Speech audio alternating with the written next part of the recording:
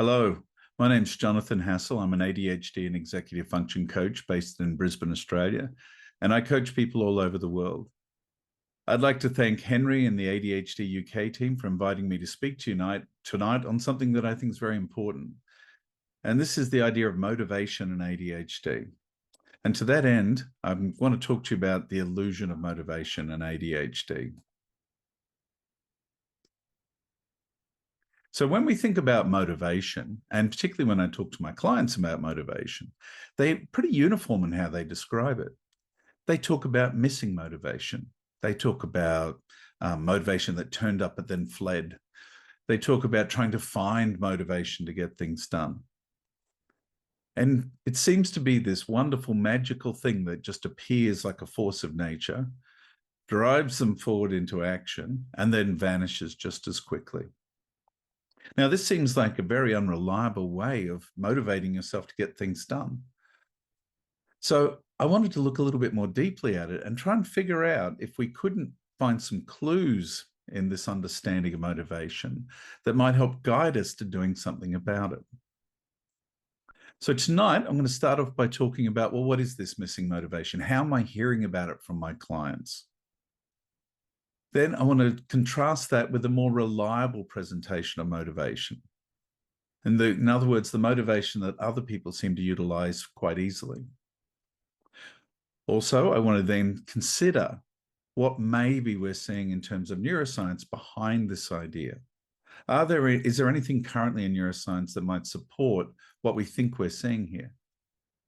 And finally, I want to share a design an approach which is going to help people with ADHD adapt to create far more reliable motivation. So let's start with some definitions. Now, a definition of motivation is emotional drive by which humans achieve their goals. Now, we've got to remember that motivation is an emotion. And there's been some wonderful work done on emotion theory in recent years, particularly by a lady by the name of Lisa Feldman Barrett, who's a research psychologist based in the US. And very lucky, you can actually watch a lot of her YouTube videos at the moment where she talks through a lot of her research and how she's arrived at where she has. And I'd strongly encourage, you'll see the reference there, to review her book, How Emotions Are Made. Now, when she talks about emotions are constructs that our brains create to guide our actions and explain how we're feeling in a specific situation. Now, if we apply that idea to motivation, because motivation is forward-looking, we must be thinking that it's a construct that helps us create a guide to future actions and how we're going to feel about them when we're doing them. So now we've introduced the idea of a prospective approach to looking at an emotion, which is motivation, which I think is the first clue. So let's get in and let's have a look at what I hear, because when I talk to my clients, and in fact, what I experience myself, that there are a lot more differences for motivation for people with ADHD. The first thing that I hear is that it's got to be rewarding or exciting. It's got to be the shiny new thing.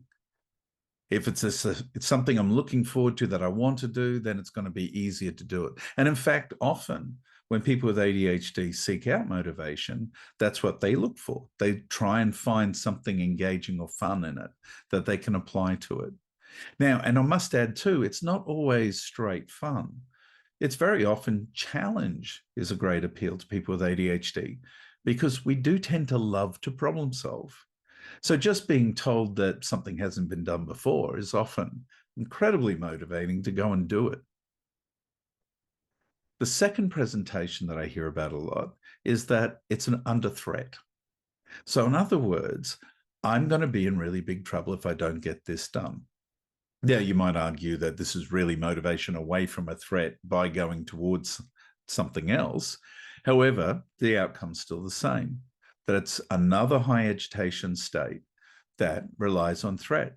Now, interestingly too, what I see really uniformly across my clients with ADHD who do achieve more reliably is that they very often use anxiety as an activation tool. And this is particularly true in the women I coach.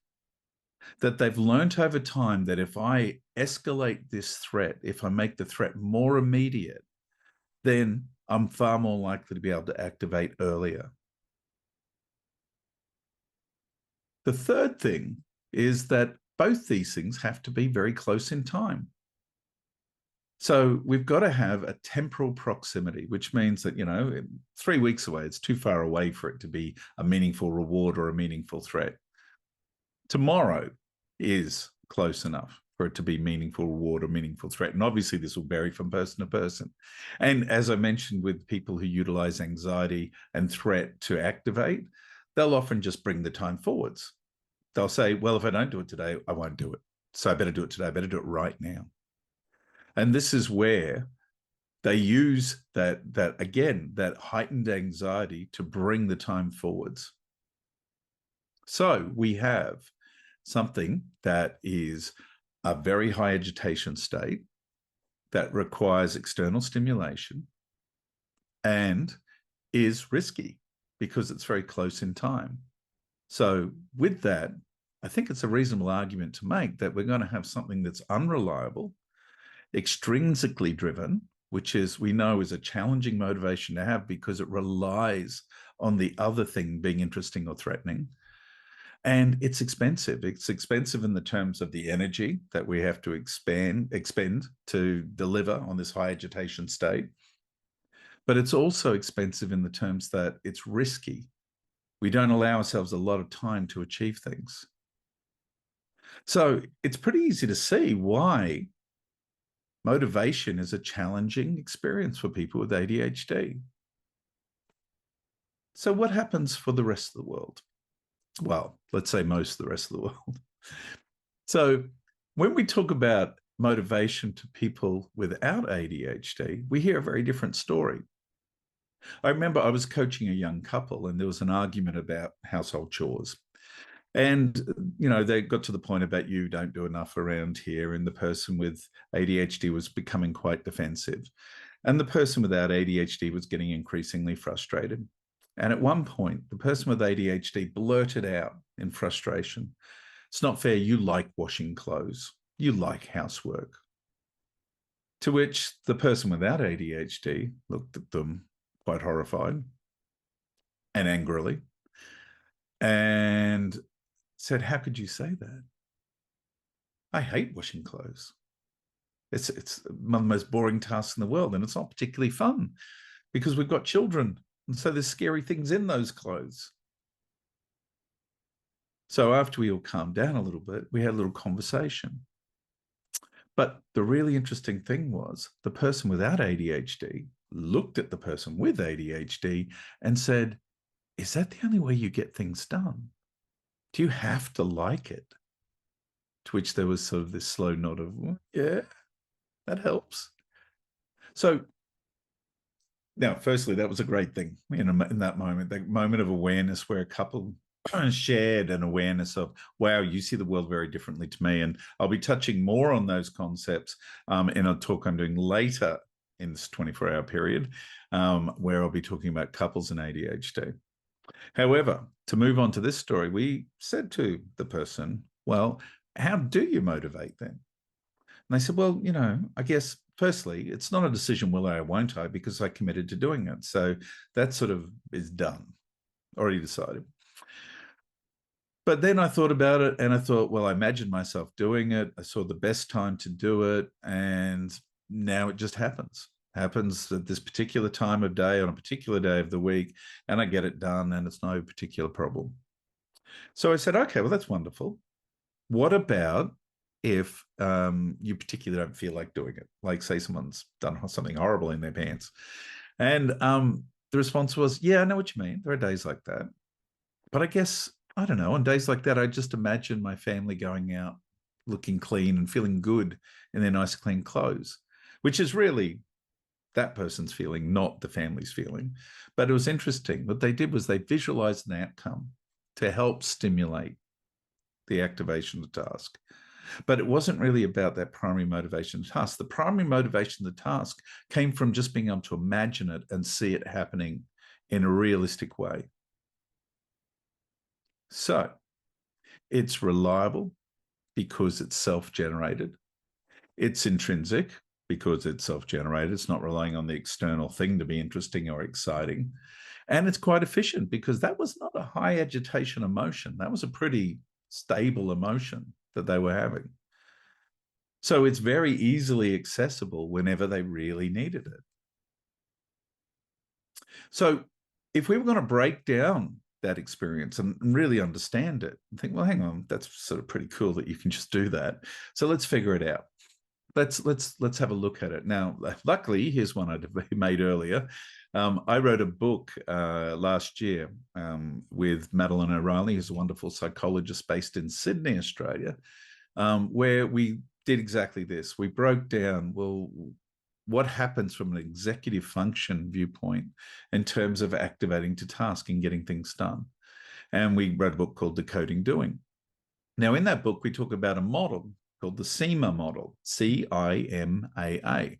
And we broke down what we thought were the stages of this process. So the first one is connect, the first C, which is basically a cost-benefit argument. As I said with my person in the washing clothes, they'd already decided it was a good split of tasks, it was reasonable, they could do it, and it would be beneficial to both them and the family. So the cost benefit was easy. Now, we should be aware there's a couple of traps in this particular stage already if you have ADHD. Because firstly, the cost may seem exaggerated if we can't clearly think through the steps of the task and see what's involved. We may also underestimate the cost if we can't see the actions in detail and we do the old 30,000 feet summary view of it. The benefit can both be underplayed and exaggerated too. And again, thinking about that temporal idea, we're too close in time. Sorry, when we're close in time, we can see the benefit or the threat.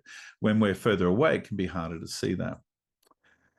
The next step though, imagine, so CI, in imagine, I think is where we really start generating motivation to the extent of activation. The first one is motivation in terms of generally commitment to doing it. And it's helpful. It starts the ball rolling. But I think this is really the powerful part. That in imagine, we think of the process or how we're going to do it, which if we think in enough detail, we will see the resources required, including time and energy, and probably see them more accurately than we usually do. And then we have to apply it to context. So in other words, I have to see it happening in my life, which means we're going to be seeing the best time for the task and the best time for me to do that task, whether it's about how I'm functioning at different times of the day or whether just in what my day contains and where it'll fit best in my day. Now, one of the issues with ADHD, when we look at this sort of idea, we think through these concepts, but we don't tend to do it in enough detail or with enough organization, which makes sense if you think about executive function and working memory and attention management, and even emotional regulation falls into it. But we'll talk about that a bit later. So we imagine it in detail, then we can see it happening. So it feels achievable, which means we now have this nice little emotional package, this construct, as Lisa Feldman Barrett refers to, a little concise package that we can refer back to a feeling that it's doable and it's just the right time to do it. And I want you to hold that in mind, because that doable right time is an interesting concept if you have ADHD, because it's not a high agitation emotion. It's quite calm. It's almost resigned in a way, but it's still positive. So we have to be able to call up that memory of that emotion, in other words, that motivation, at the time when we want to activate to that task. Then, when we're activating to the task, we've got to act, which is the real world conversion of the imagined stages and involves usually some problem solving. And that act and achievement, again, reinforces motivation. As we're achieving things, we get little dopamine hits and we feel better about doing it. And so we want to keep doing it. It's probably why, one of the reasons why we often stay with a task too long, fiddling around the edges too. And last but not least, the achieve stage. Now, this is the thing we often don't do with ADHD. And it's where we stop and say, yeah, hey, that worked. Well done. But even more importantly, we acknowledge what made it work. In other words, what we did to make it work, because there's our toolkit for the future. And we also can think about, what would I do differently next time and how? And which is another opportunity we often miss out on. You know, when I coach university students, one of the things I'm constantly asking them to do is, straight after exams or straight after you get a mark from an assignment, sit down and write out what you wished you'd done and how you would do it differently, and what actually worked well for you. Make a note of it and then put it in your calendar for just before you'll be due to start work on the next exam or assignment, because we lose this valuable information. So this is SEMA: connect, imagine, motivate, act, and achieve. And as you can see, there is motivational generating components to all of them. However, as I said, the constructed imagining, I think, is the most critical part for that activation motivation. Now, what's the mechanism of these things? And I alluded to it a little bit earlier. So it's executive function.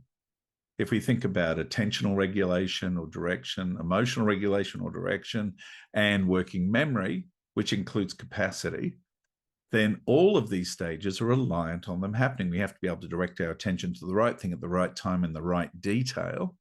We have to be able to hold that information in terms of working memory, which can be particularly challenging with ADHD, which, just as a clue, is why we usually externalize it. And then the emotional stuff, we have to address the impulse control. It requires a lot of resistance emotionally to stay with a task that we haven't yet proven for ourselves. And the subsets of characteristics that fall under these core executive functions, as I've already mentioned, impulse control, but also time perception and management, and context perception, which is that really big one about seeing it all fitting together.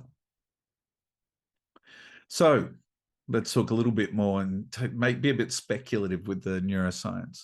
Now, currently we know we're talking in neural networks in terms of the brain, and there's been some great fMRI studies done and some interesting ones done.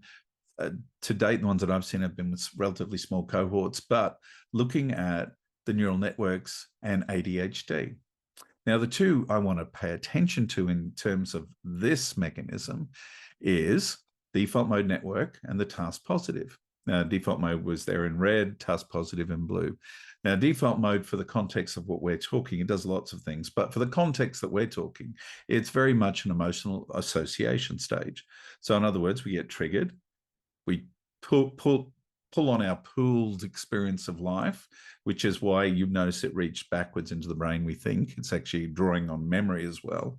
And we create an association. Now, the great thing about that is it's very quick. It gives us a very quick idea of what might be happening next, because we've sort of seen it before. But that's what we mean when we say an emotion. It's a construct that we've made earlier that tells us that when that happens, that's likely to happen next. Now, with ADHD, we live in that neural network. I would propose that that is our biased way of thinking. Whereas other people without ADHD are often much better at switching into the task positive network, the blue. As you can see, that's much more prefrontal cortex based, does reach back. However, it's much more about focus on the details. It's about being objective and seeing the details of what is actually happening now, rather than being colored completely by the past. And what you see when that happens, and there's a reason I did the graphic the way I did, is we actually see that the default mode turns down a bit while the task positive turns up. So that suggests that if we want to be able to see things in detail and project successfully in time, we need access to the task positive network and the corresponding downregulation of the default mode. Then once we can decide what emotion we want, or summary is a better way, I think, of referring to emotions, or construct in terms of Feldman Barrett's language, we can then create the emotion that we're going to utilize. So, problem with that is, with ADHD, as I said, I think we spend more time biased in the default mode network. The studies that I've seen suggest that we do not activate the task positive network nearly as robustly as easily. and there isn't the corresponding down regulation of the emotional network, which has been theorized as to why we remain so easily distracted when we're trying to focus on things. So right there, I think we've got a neurological clue as to what might be behind this approach to motivation. It's very emotional. It's very emotionally driven and very reactive, which is what default mode's about. Task positive is about being more intrinsic and directed. So what are we going to do? Well, here we get to the crunch point. So with ADHD, we're going to realign definitions and our behavioral systems. So let's start with realigning the idea of motivation, that motivations can be built. I remember, and it was in terms of emotions, but as I said, motivation is the same thing. I had a client, lovely man, very clever man, and we were talking about choosing the emotions we wanted to have. And I said, well, when was the last time you decided how you want to feel tomorrow? And he looked at me and said, what? You can't do that. Emotions are like the weather. They just turn up and you deal with them. And yeah, I get that experience. I understand that feeling. But the reality is we should be creating our emotions and in turn our motivation, because they can be built and should be. That it's going to require directed attention and organized thought, which is working memory based. So these are areas we know we might struggle with. We've got to have to create new associations. So in other words, back to the idea that motivation can be built, we've got to create new associations or emotions, which there's a couple of tie-ins with that SEMA model I talked about. And it needs to have a time-relevant trigger. So it's no good just sitting there saying, oh, I'm going to build my motivation today and it's going to work every time I try to use it for this project. We've got to make it recreate at every point of activation. So let's coach this change. Let's break it down and make it sort of usable in the world. First thing, we've got to define the task, and we've got to define it in detail, which means we need to utilize attention and working memory. Now, attention is helped if we've got an externalized prompt, so in other words, like a checklist.